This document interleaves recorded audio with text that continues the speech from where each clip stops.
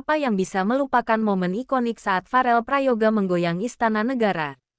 Seluruh mata Indonesia tertuju pada bocah asal Banyuwangi ini.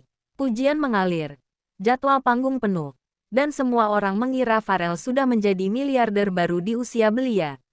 Namun, di balik gemerlap lampu panggung, sebuah pengakuan mengejutkan sempat mematahkan hati para penggemarnya. Beberapa waktu lalu, Pharrell secara jujur mengungkap kondisi finansialnya yang tak terduga. Di tengah puncak popularitasnya, saldo di rekening pribadinya dikabarkan hanya tersisa puluhan ribu rupiah. Publik pun bertanya-tanya, kemana perginya hasil keringat Pharrell selama ini? Apakah ia menjadi korban manajemen yang tidak transparan? Ataukah ada badai di dalam internal keluarganya? Babak kelam itu sempat membuat banyak orang ragu. Apakah karir Pharrell akan bertahan atau justru meredup seperti bintang jatuh? Namun, bagi Pharrell, saldo puluhan ribu itu bukanlah akhir. Itu adalah titik balik baginya untuk mengambil keputusan besar yang mengubah hidupnya di tahun 2026 ini. Di tengah isu saldo rekening yang menipis dan konflik manajemen di masa lalu, Pharrell Prayoga mengambil keputusan yang mengejutkan banyak orang, meninggalkan zona nyamannya di Banyuwangi untuk menetap di Jakarta. Mengapa Jakarta? Bukankah biaya hidup di sana jauh lebih mahal? Ternyata, ini adalah langkah strategis untuk menyelamatkan masa depannya.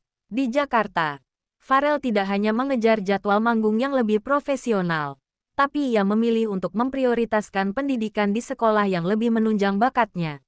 Banyak yang menduga pindahnya Pharrell adalah cara ia melarikan diri dari manajemen lama yang bermasalah.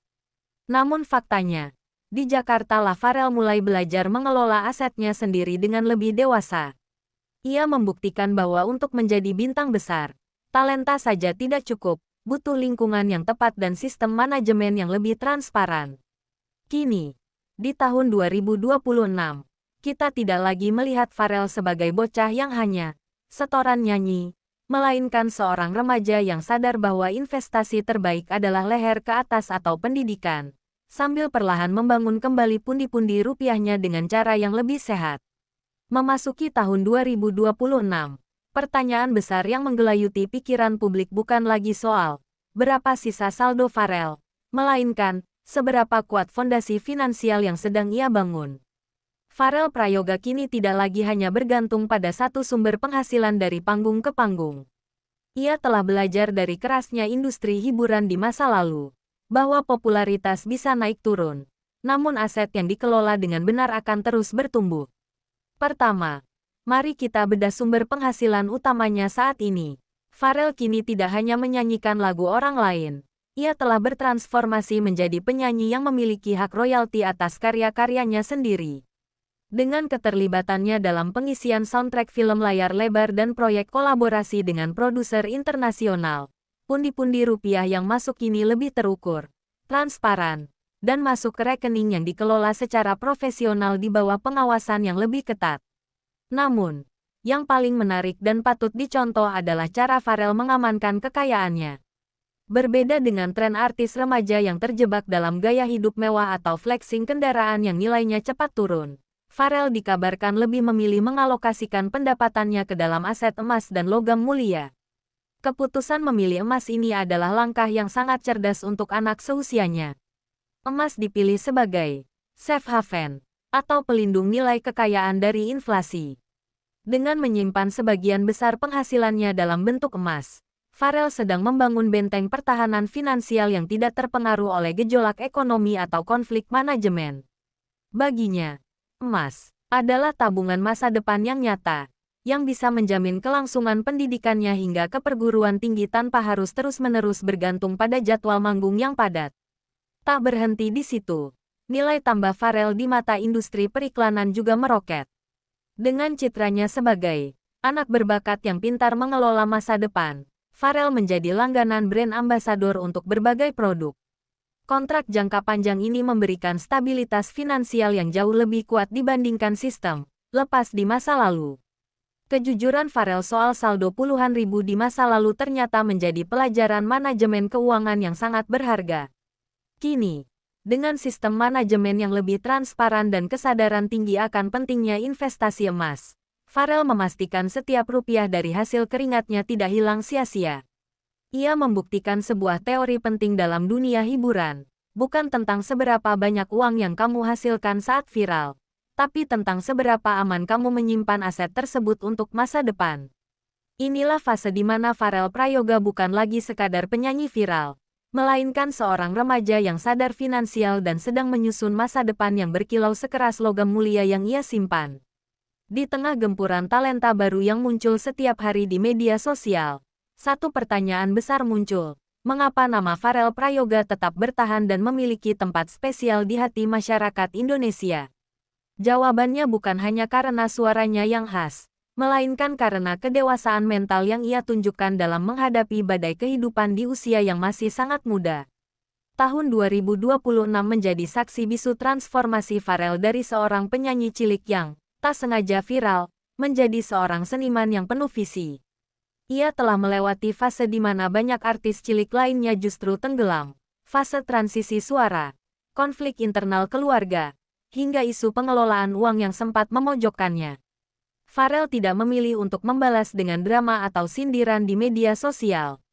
Sebaliknya, ia membalasnya dengan prestasi, ketenangan, dan satu keputusan yang paling terhormat, yaitu tetap memprioritaskan pendidikan di tengah godaan panggung yang menggiurkan. Visi Farel di tahun ini sangat jelas. Ia ingin membuktikan bahwa menjadi artis bukan berarti harus kehilangan masa remaja. Dengan tetap bersekolah di Jakarta dan menjaga gaya hidupnya agar tetap membumi, Farel sedang mengirimkan pesan kuat kepada generasi muda Indonesia.